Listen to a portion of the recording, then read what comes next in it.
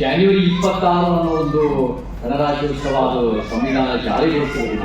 ಅದರ ನಡುವೆ ಕರೆಕ್ಟಾಗಿ ಡಿಸೆಂಬರ್ 26ನೇ ತಾರೀಕು ಈ ದಿನ ಸಂವಿಧಾನದ ಮಹತ್ವ ಮತ್ತೆ ಅದಕ್ಕೆ ಸಂಬಂಧಪಟ್ಟಂಗೆ ಇವತ್ತಿನ ದಿನ 2023 ಕೋಲಾರಿನ ಕರ್ನಾಟಕದ ಮೂಲೆ ದೇಶದ ಮೂಲೆಗೆ ಹೇಗೆ ಬಾಬಾ ಸಾಹೇಬ್ ಅಂಬೇಡ್ಕರ್ನ ಕನಸನ್ನ ನನಸು ಮಾಡಬಹುದು ಅನ್ನೋ ವಿಚಾರಕ್ಕೆ ಸಂಬಂಧಪಟ್ಟಂಗೆ ಇದು ಕಾರ್ಯಕ್ರಮ ಆಯೋಜನೆ ಮಾಡೋದು ಬಹಳ ಸಂತೋಷ ಆಗುತ್ತೆ. ನನಗೆ ಕೋಲಾರಕ್ಕೆ ಬರೋದು ಬಹಳ ಖುಷಿ ಆಗುತ್ತೆ.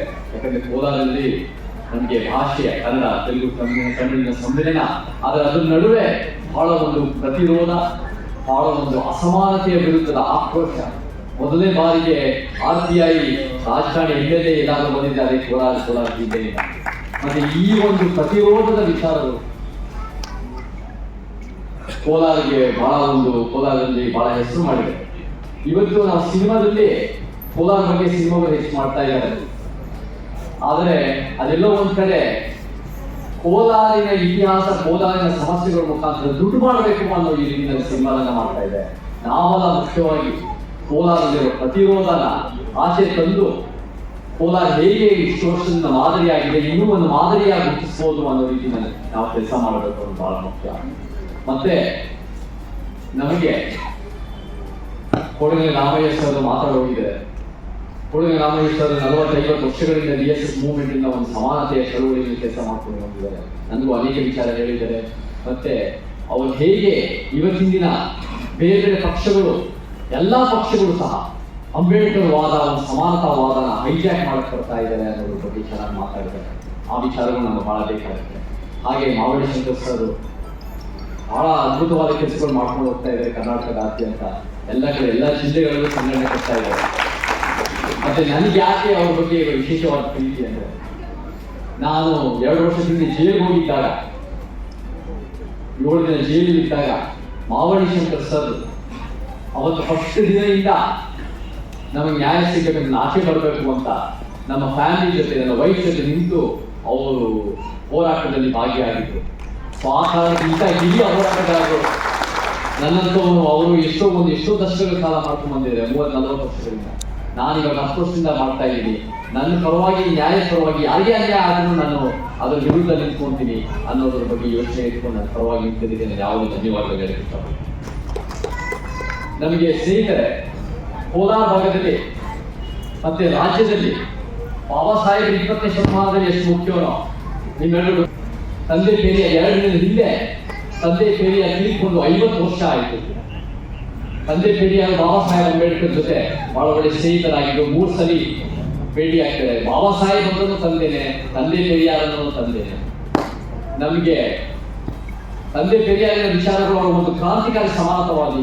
ಅವರಲ್ಲಿ ಏನ್ ವಿಶೇಷ ಅಂದ್ರೆ, ನನಗೆ ಜೈಲ್ ಬಗ್ಗೆ ಹೇಳಿದೆ. ಪೆರಿಯಾರವರು 15 ವರ್ಷ 23 ಸಲ ಜೈಲಿಗೆ ಹೋಗ್ತಾರೆ. ಅವರೇ ಹೇಳಿದ್ರು ಹಾಗೆ 80 ಸಲ ಜೈಲಿಗೆ ಹೋಗ್ತಾರೆ. ಒಂದು ನಾಲ್ಕು ನಾವು ಕೂಡ ಜೈಲಿಗೆ ಹೋಗ್ಬೇಕು ಅನ್ನೋದಕ್ಕೆ ಜೈಲಿಗೆ ಹೋಗಕ್ಕೆ ತಯಾರಾಗಿರ್ಬೇಕು. ಆದ್ರೆ ಕಾನೂನು ಉಲ್ಲಂಘನೆ ಮಾಡಿ ಜೈಲಿಗೆ ಹೋಗೋದಲ್ಲ, ಅನ್ಯಾಯ ವಿರುದ್ಧ ಸತ್ಯ ಮಾತಾಡಿ ನಾವು ಜೈಲಿಗೆ ಹೋಗಕ್ಕೆ ತಯಾರಿರ್ಬೇಕು. ಆ ನಿಟ್ಟಿನಲ್ಲಿ ನನಗೆ ಪೆರಿಯಾರು ನಮಗೆ ಆದರ್ಶ ಆಗ್ತಾರೆ. ಎಲ್ಲ ಸಮಾನತವಾದಿಗಳು ನಮಗೆ ಆದರ್ಶ ಆಗ್ತದೆ. ಇವತ್ತಿನ ದಿನ ನಮಗೆ ಸಂವಿಧಾನ ಸಮರ್ಪಣಾ ದಿನದ ಬಗ್ಗೆ ಮಾತಾಡಬೇಕು ಅಂದ್ರೆ, ನವೆಂಬರ್ 26, 1949 ಯಾವ ನಾವು ಸಂವಿಧಾನ ಪೀಠಿಗೆ ಓದಿದಾಗ ನಾವು ಮಾತಾಡ್ತೀವಿ, ಅವಾಗ ಪಾರ್ಲಿಮೆಂಟ್ ಸಂವಿಧಾನನ ಅಡಾಪ್ಟ್ ಮಾಡುತ್ತೆ. ಪಾರ್ಲಿಮೆಂಟ್ ಇದೇ ನಮ್ಮ ಸಂವಿಧಾನ ಅನ್ನೋ ರೀತಿಯಲ್ಲಿ ಗುರುತಿಸುತ್ತೆ. ಅದು ಬಹಳ ಮುಖ್ಯವಾದ ದಿನ. ಮತ್ತೆ ಜನವರಿ 26 ಅದು ಇದೇ ಸಂವಿಧಾನ ಬಾಬಾ ಸಾಹೇಬ್ ಅಂಬೇಡ್ಕರ್ ಯಾವ ಒಂದು ಡ್ರಾಫ್ಟಿಂಗ್ ಕಮಿಟಿ ಚೇರ್ ಆಗಿತ್ತು. ಈ ಸಂವಿಧಾನ ಹೆಚ್ಚು ಕಮ್ಮಿ 3 ವರ್ಷ ತಗೊಂಡು ಬರೆಯಕ್ಕೆ ಅದನ್ನ ಜಾರಿಗೊಳಿಸ್ತಾರೆ. ನನ್ನ ಅಧ್ಯಯನ ತಕ್ಕಂತೆ, ನನ್ನ ವಾದ ತಕ್ಕಂತೆ ಈ 2 ದಿನ ನವೆಂಬರ್ 26 ಮತ್ತೆ ಜನವರಿ 26 ಮತ್ತೆ ಸಂವಿಧಾನ ಸಮರ್ಪಣಾ ದಿನ ಯಾವ ಆಗಸ್ಟ್ 15ಗಿಂತ ಮಹತ್ವದ್ದು. ಯಾಕೆ ಅಂದ್ರೆ ಆಗಸ್ಟ್ 15ರಲ್ಲಿ ನಮ್ಗೆ ಇಂಡಿಪೆಂಡೆನ್ಸ್ ಡೇ ಅಂತ ಏನ್ ಹೇಳ್ತೀವಿ, ಅದು ನಿಮ್ಗೆ ಗೊತ್ತಿರೋ ಹಾಗೆ ಅದೊಂದು ಸ್ವರಾಜ್ ದಿನ ಕಲ್ಪನೆ. ಈ ಬ್ರಿಟಿಷ್ನವರು ಆಚೆ ಆಗಿ ನಾವೇ ನಮ್ಮ ದೇಶನ ಆಳ್ವಿಕೆ ಮಾಡಬಹುದು ಅಂತ. ನನ್ನ ಇತಿಹಾಸದ ವಿದ್ಯಾರ್ಥಿ, ನನ್ನ ಇತಿಹಾಸ ಓದಿದಾಗ, ಇತಿಹಾಸ ನೋಡಿದಾಗ ನಮಗೆ 1947 ಆಗಸ್ಟ್ 15 ಬಂದಿದೆ ಇದ್ರೆ ನಮ್ಗೆ ವರ್ಲ್ಡ್ ವಾರ್ II ಅಂದ್ರೆ ಯಾವತ್ತೋ ಒಂದಿನ ಬಂದಿರೋದು ಖಂಡಿತ ಸ್ವಾತಂತ್ರ್ಯ. ಅದು ಹೇಗೆ ಬಂತು, ಅದೊಂದು ರೀತಿಯ ಒಂದು ಅಹಿಂಸದ ರೀತಿಯಲ್ಲಿ ಬಂತು ಅನ್ನೋದು ಹೆಸರುವಾಸಿ ಆಗಿದೆ, ಅದು ಖಂಡಿತ ನಿಜ. ಆದ್ರೆ ವಿಶೇಷತೆ ಸ್ವರಾಜ್ ಬಂದಲೇ ಇದೆ, ಅದು ಯಾವ ದಾರಿ ಬೇಕಾದ್ರೂ ಹೋಗ್ಬೋದಾಗಿತ್ತು. ನಾವು ಸ್ವರಾಜ್ ಬಂದ ಮೇಲೆ ಎಲ್ಲೋ ಒಂದ್ ಕಡೆ ಮತ್ತೆ ರಾಜವಂಶಕ್ಕೆ ಹೋಗುವ ಸಾಧ್ಯತೆಗಳಿರ್ಬೋದಾಗಿದೆ, ಅಥವಾ ನಾವು ಒಂದು ಡಿಕ್ಟೇಟರ್ಶಿಪ್ ಆಗುವ ಸಾಧ್ಯತೆಗಳು ಸಹ ಇರ್ಬೋದಾಗಿದೆ. ಆದ್ರೆ ಸ್ವರಾಜ್ ಮುಖಾಂತರ ಒಂದು ಅತ್ಯುತ್ತಮ ಪ್ರಜಾಪ್ರಭುತ್ವ, ಒಂದು ಕಾಲ್ಪನಿಕವಾಗಿ ಥಿಯರಿಟಿಕಲ್ ಆಗಿ ಒಂದು ಅತ್ಯುತ್ತಮ ಪ್ರಜಾಪ್ರಭುತ್ವ ಅನ್ನೋದನ್ನ Baba Saheb Ambedkar drafting committee chair ಆಗಿ ನಮ್ಮ ಸಂವಿಧಾನ ಸಮರ್ಪಣಾ ದಿನದಲ್ಲಿ ನಮಗೆ ಗುರುತಿಸಲಾಗಿದೆ.